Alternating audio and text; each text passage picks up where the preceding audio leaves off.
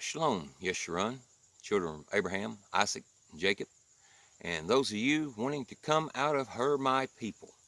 Today I'd like to talk to you about identity crisis, or should we say identity theft that became an identity crisis.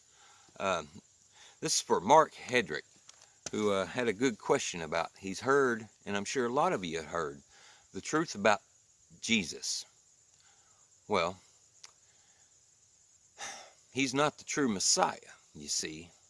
This is where identity theft has came in. The Roman Catholic Church has took and placed Jesus' horse, Christ, as the Messiah over Yahusha. Now, this is not denying that there's a Messiah or anything else. This is just showing you, you know the old rule, whoever wins the war writes the history. So let's see where we can dive in here and find where Jesus' horse, Christ, is not the Messiah or the examples we are supposed to be following. Okay? Well, let's dive into John 5:39. Search the scriptures, for in them ye think ye have eternal life, and they are they which testify of me. And ye will not come to me that ye might have life. I receive not honor of men. But I know you, that you have not the love of Ayah in you. I am come in my Father's name, and you receive me not. If another shall come in his own name, ye will receive. How can you believe which receive honor one of another, and seek not the honor that cometh of Ayah alone? Do not think that I will accuse you to the Father. There is none that accuse you. There is only one that accuse you, even Moses, in whom ye trust. For had ye believed Moses, ye would have believed me, for he wrote of me. But if you believe not his writings, how shall you believe my words?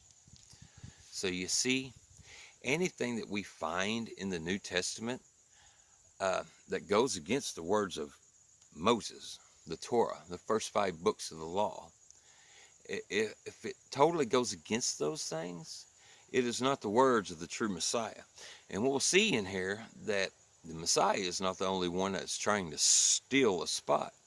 But perhaps, I'm going to lose some of you on this one, but perhaps there's an apostle in there also who is identity theft, taking a spot on the stage of an apostle, but yet he is not apostle. Paul, perhaps. But let's dive in and see if we can find this a little bit more on what he's talking about.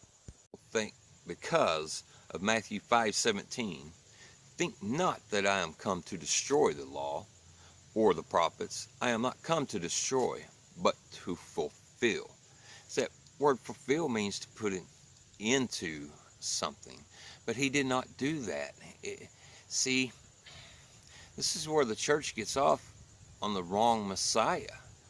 See, the Messiah showed us an example of how to be saved. He didn't come and do away with the law. He came and done away with what was attached to the law. See, the children back in the days of Moses, when Moses went up on Mount Sinai to receive the word from Ayah, the law, he came back down and the children were already had an idol built and said, this is the God that delivered us out of Egypt. Already broke the first commandment. Already, thou shalt have no other gods before me. But when that happened and Moses went back up to the Mount Sinai, there was an attachment put on the law. See, the covenant, the book of the covenant, made an attachment, and that attachment was the death penalty. See, because of their sin, because of their disobedience, death penalty, the law written in stone become a living oracle, a thing that instant death would come, instant penalization would come to you right at that moment. So you see, what the Messiah came and fulfilled was the death penalty. He didn't fulfill and do away with keeping the law or the commandments or anything that the Messiah or that Ayah in the first 5 books of the law told us to do. Even his statutes, his keeping of the Sabbath day, his keeping of his holy feast from Passover to Tabernacle. See, we're still to be doing those things, but the false Messiah, the identity stealer of the holy Roman Catholics, has fooled you into believing those things were done away with. So you see, he did away with the curse. He did away with the death penalty. He fulfilled it by being the final Passover lamb. See, and now that that curse is broken, the law, the commandments, and his statutes are placed upon our hearts now. And this is how we do them and keep them. So it's not as simple as the church has made it, but see, it's simple to be a Christian and go to church and party your ass off on Saturday or whatever day and show up on Sunday. Oh, I'm holier than thou. I'm so great. All I have to do is love. No, that's a crock of crap. Matter of fact, let's look at that love for a minute. How do we love Ayah? How do we love the Messiah? By following the commandments as he did. See, he gave us an example, and we'll get into that. But let's look real quick of how to love Ayah. How do we love him?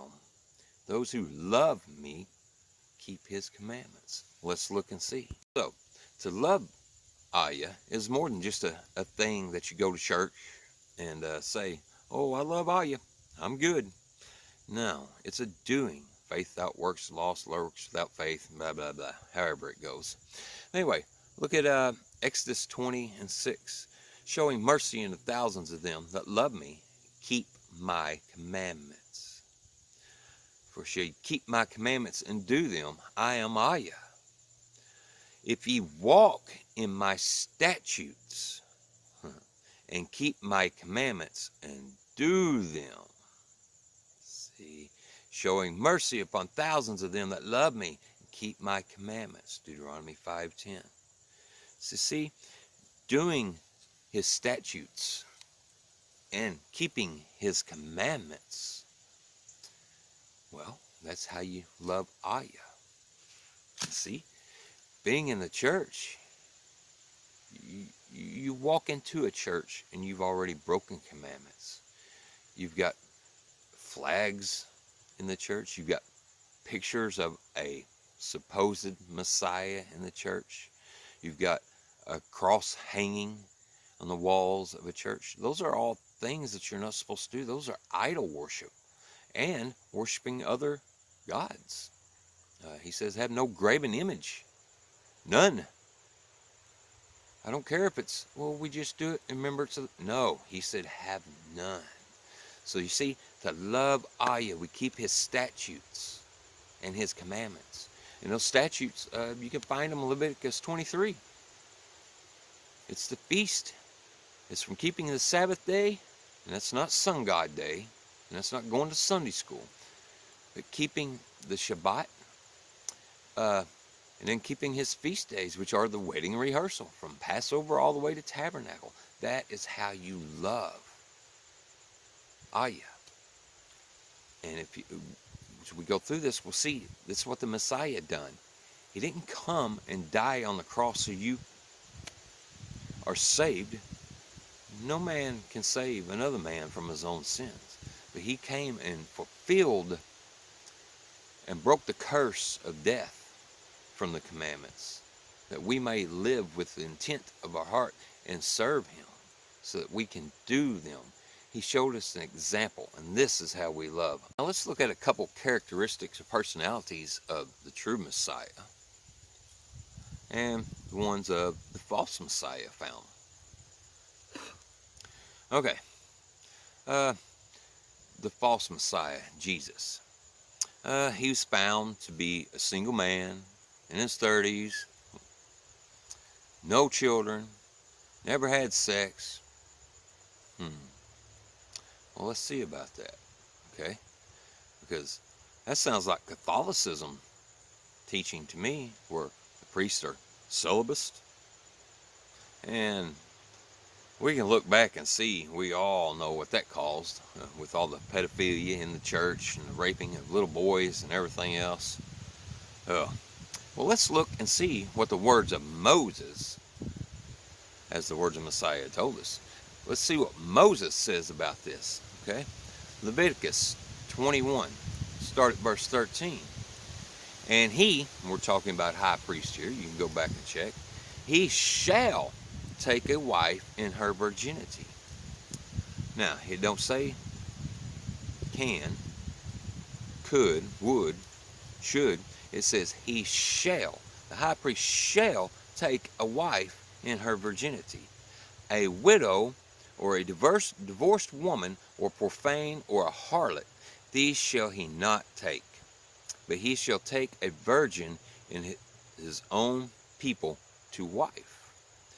Neither shall he profane his seed among his people. For I, Ayah, do sanctify him. See, we got two little secrets there. He shall take a wife. And he shall not profane his seed. So see, he's to have children. He's to have a wife. See, well, we are the bride of the Messiah, right? So wouldn't it make sense that he would do these things here on earth so he'd have an understanding of what it's like to have a family, to be married to a spouse? It would only make sense. But Catholicism says no. Moses says yes. So you see, who could this be? Well, let's look at a verse in the New Testament and see if we can get another clue. See, in Catholicism, there's a lot of homosexuality. There's a good word to use. Down to even you can research King Jimmy, or King James. He was homosexual. And besides the King James version of the Bible,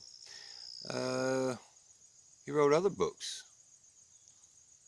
One of them being called Demonology. And it's also, you can look up, discover that King James, instead of being buried by a wife, is buried in between two men whom he loved. So, excuse me, this is where Catholicism will take this verse here and kind of give him a Greek gay appearance of the Messiah. John 21, verse 20. And Peter, turning about, seeth the disciple whom Jesus loved following, which also leaned on his breast at supper, and said, Lord, which is he that betrayeth thee?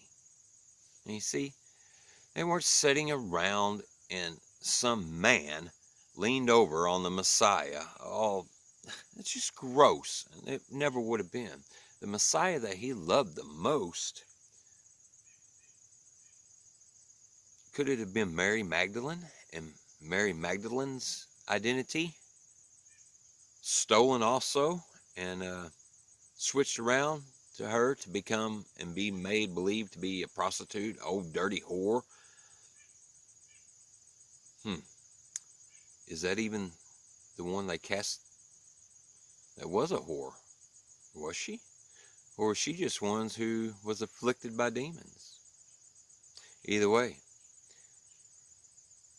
it's the only one that the Bible gives us, that person that followed the Messiah around that wasn't his family members, like his mother or his aunt. So it very well could be that this Mary Magdalene was truly the wife of the Messiah, since Moses said he shall have a wife. And of course, the writers of the New Testament with their pen could just write her off as an unqualified spouse, and then stick a man leaning up against the Messiah. I don't think so. We can also find this in John 13:23. Now, there was leaning on Jesus, we'll use Jesus' bosom, one of his disciples whom Jesus loved. No. See, it's just gross, and it would not happen.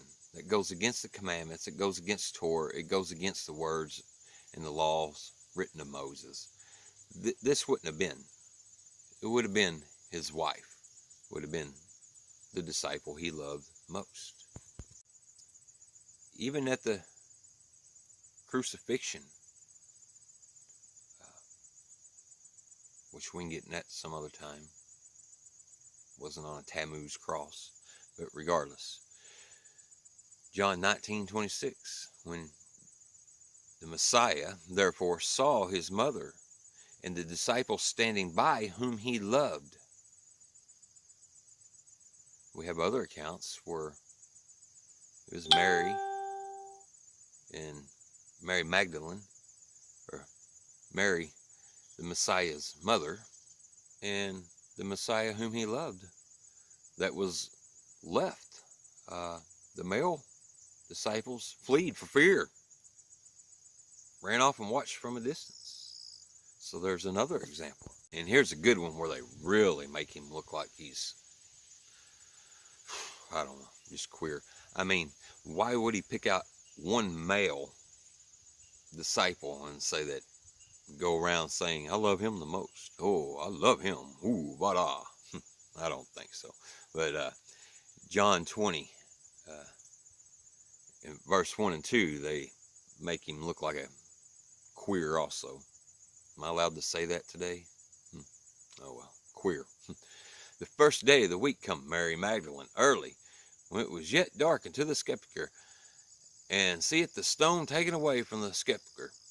Then she runneth and cometh to Simon Peter and to the other disciple whom Jesus loved, and saith to them, They have taken away the Lord out of our sepulchre, and we know not where they have laid him. See, I don't believe that at all. It's part of the lying pen of the scribes again. Have characteristics of the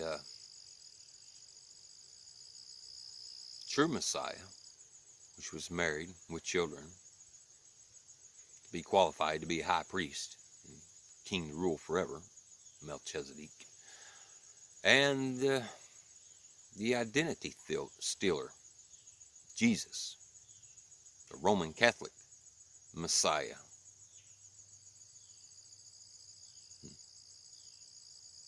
To make you, probably to make it okay for their gayism, which, if you look around today, it's been admitted, oh, we can no longer throw them out.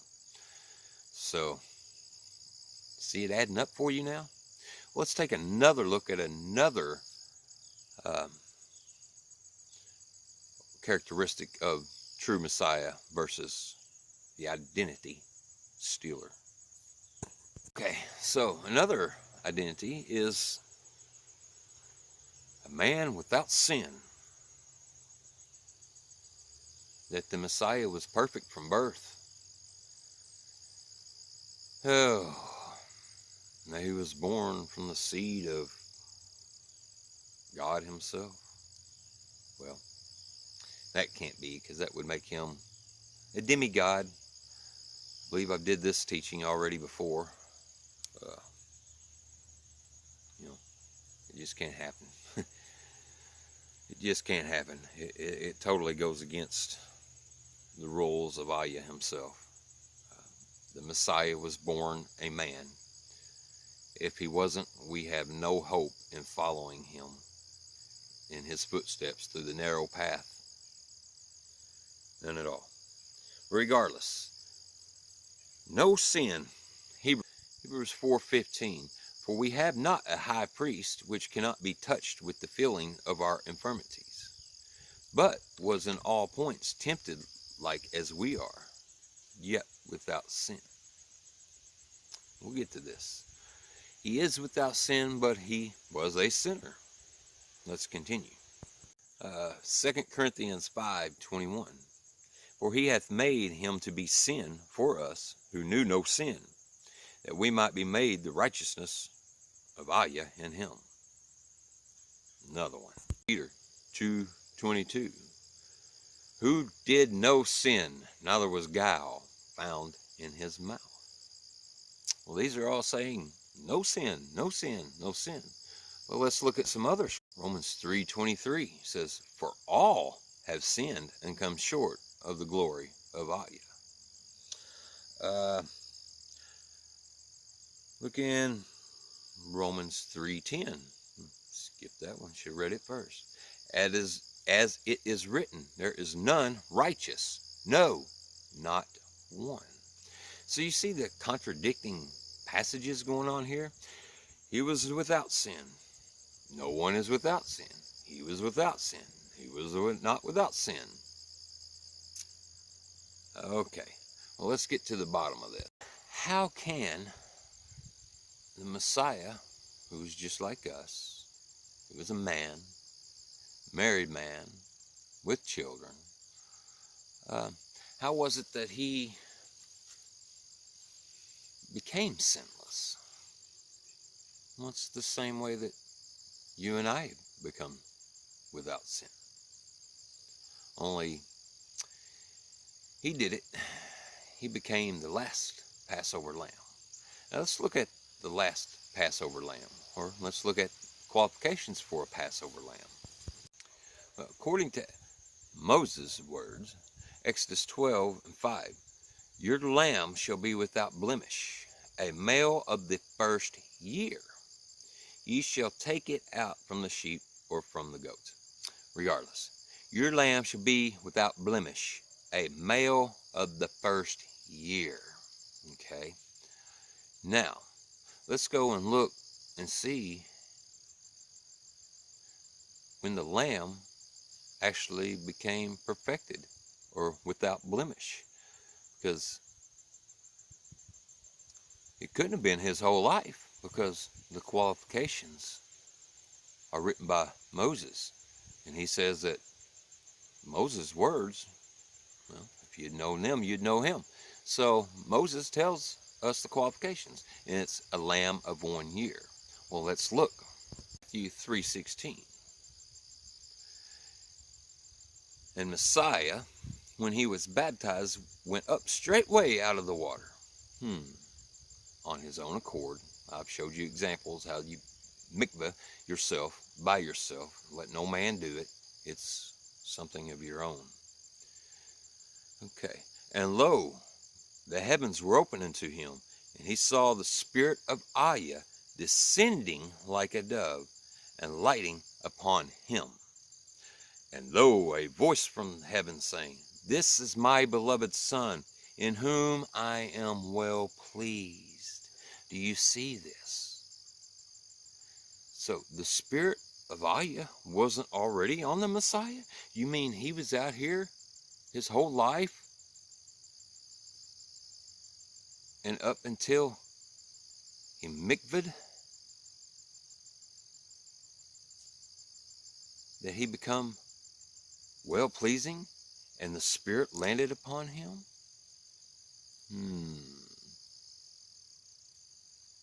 Interesting. Because this mikvah, is this one of 3 times that you're to come to Ayah? Present yourself worthy? Well, he did, because Passover, being the Passover lamb, also goes right directly into unleavened bread, which is what the Messiah did. He was unleavened. He, don't touch me, I haven't ascended yet. He was unleavened, but he had to be mikvahed clean to become a qualifier for this. So at that point was he forgiven. At that point, Ayah, the Father, found him worthy and acceptable, a lamb without blemish. Let's read here in 1 Peter 1, start at 19. But with the precious blood of the Messiah, as of a lamb without blemish and without spot, who verily was foreordained before the foundation of the world, but was manifest in these last times for you. Foreordained. It was written in the Shamaim, the story of his salvation, of the Messiah. It's all written in our constellations, or the true gospels that can't be marked on by man's hand, changed, like the King Jimmy. Anyway. Whom by him do believe in Ayah, that raised him up from the dead and gave him glory, that your faith and your hope might be in Ayah. Seeing you have purified your souls in obeying the truth through the Spirit unto unfeigned love of the brethren. See that ye love one another with a pure heart fervently, being born again. See, that's what the Messiah did. He came, he mikvahed, he became born again to be perfected, to become that lamb without blemish. The same thing that you're required to do. He didn't do it for you. He did it so that you can. He did it so that the law, the curse of the law was broken, so that you can be saved. Oh, because it was nearly impossible with the curse of the law being imposed upon man. Being born again, not of corruptible seed, but of incorruptible, by the word of Ayah, which liveth and abideth forever. For all flesh is as grass, even the Messiah's, and all the glory of man as the flower of grass. The grass withereth, and the flower thereof falleth away, but the word of Ayah endureth forever. And this is the word which by the gospel is preached unto you. The gospel found in the Shamaim, the true gospel.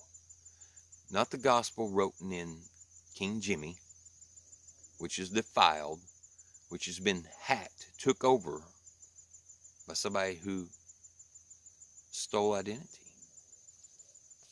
So now, how does this work? What happens when you're born again and follow the ways of the true Messiah and keep the commandments and his statutes, his feast days, instead of the church's feast days or paganism's feast days? He hates it. He hates it. He truly does. Well, let's read and see. Let's read in Isaiah 43:25. I, even I am, which I think I am, which is where I find the name of Ayah. I, even Ayah, hath blotted out thy transgressions for mine own sake, and will not remember thy sins. Isaiah 38:17. Behold, for peace I had great bitterness, but thou hast in love to my soul delivered it from the pit of corruption, for thou hast cast all my sins behind thy back. Micah 7:18 and 19.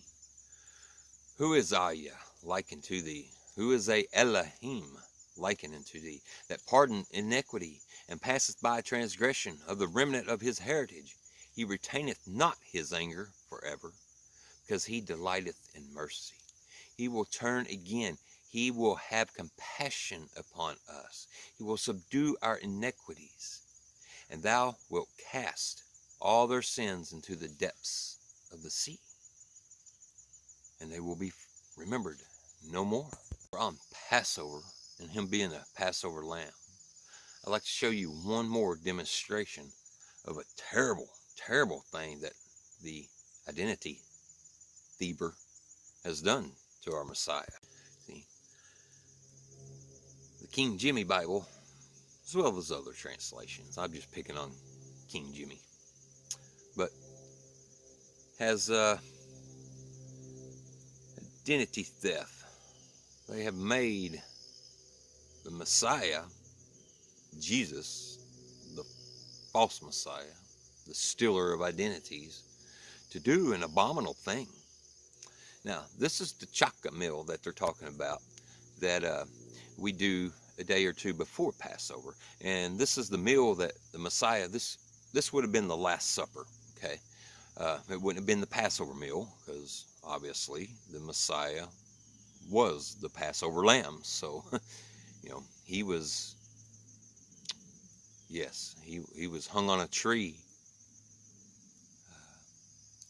Matter of fact, he didn't die because of being hung on a tree. He was hanging on the tree of life, and his blood being splattered on the altar, because that's the requirement of Moses, of the first lamb.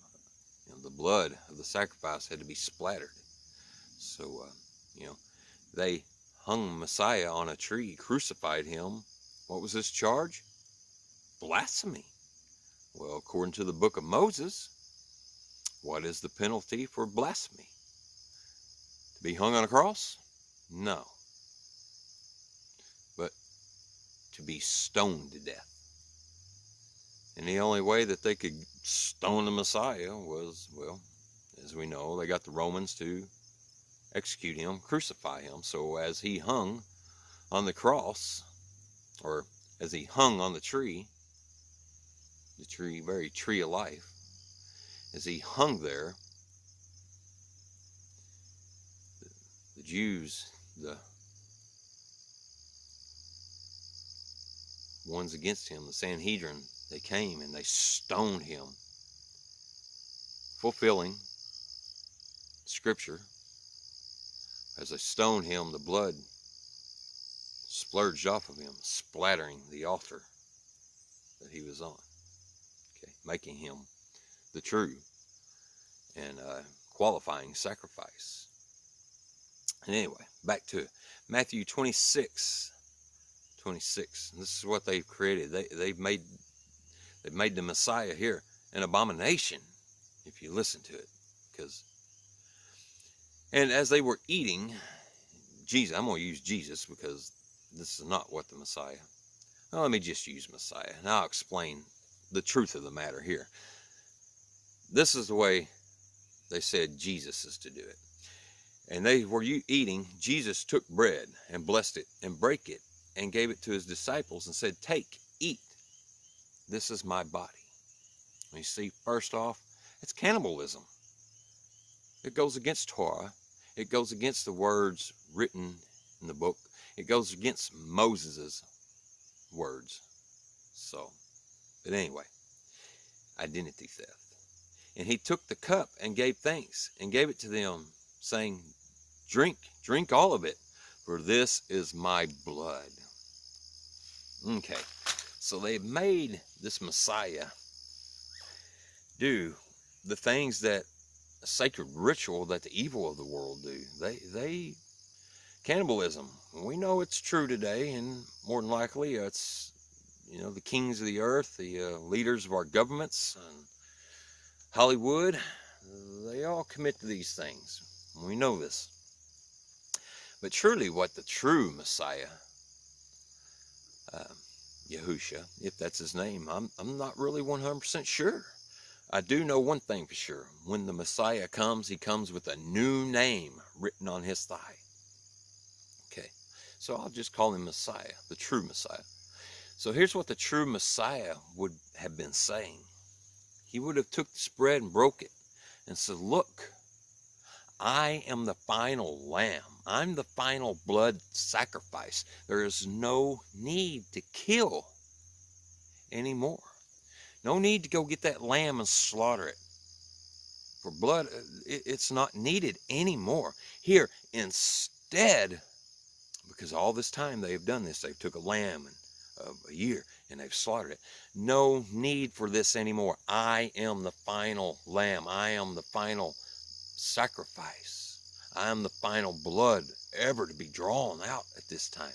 So from here on out, disciples, and go and teach this to everyone.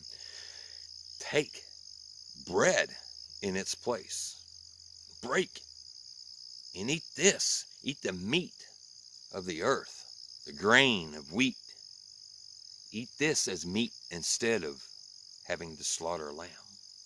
And instead of having the blood sprinkled on the altar anymore, instead of the blood having to be spewed out, take the blood of the grape of the earth and drink it and do this instead.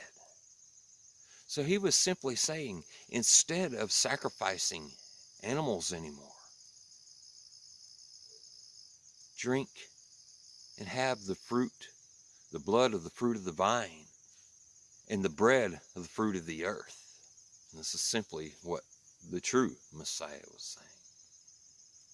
So see, I hope this helps you in seeing there's an identity crisis, theft, and also we can find that Jesus is the identity theft, stealer of identities, by looking at his name.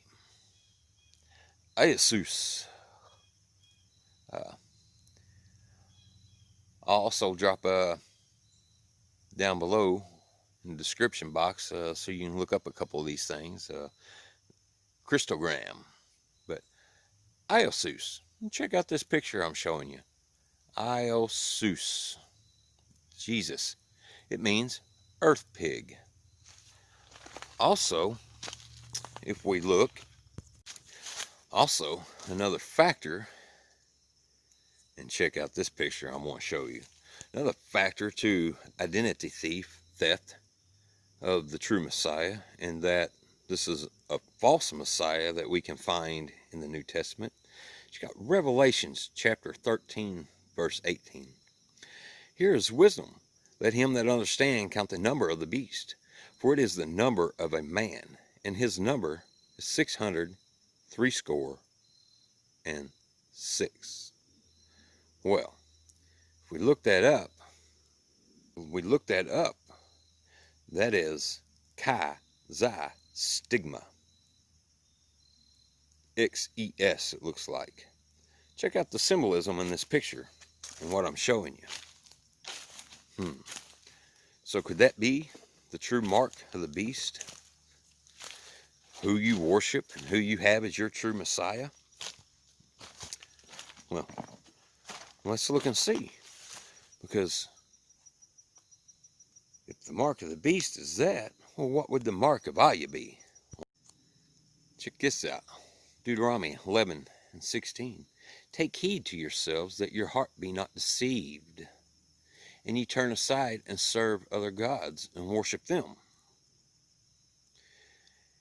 And when Aya's wrath be kindled against you, and he shut up the heavens, that there is no rain, and that the land yield no fruit, and lest ye perish quickly from off the good land which Aya giveth you, therefore shall ye lay up these my words in your heart and in your soul, and bind them for a sign upon your hand, that they may be as frontlets between your eyes. Deuteronomy 6:6, 7 and 8.